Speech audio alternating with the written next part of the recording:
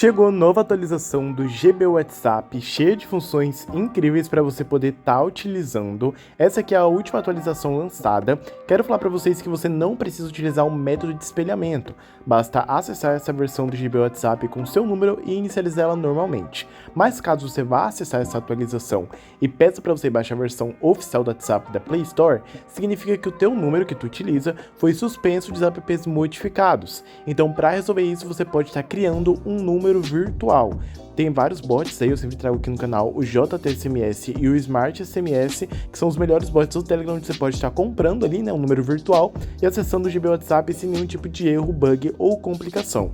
Vou estar deixando o link do bot juntamente com o tutorial passo a passo aí abaixo na descrição desse vídeo para você poder acessar, caso o teu número, né, tenha sido suspenso, para você poder criar um novo número e usar o GB WhatsApp perfeitamente no seu celular. Essa atualização tá incrível e eu espero muito que vocês gostem.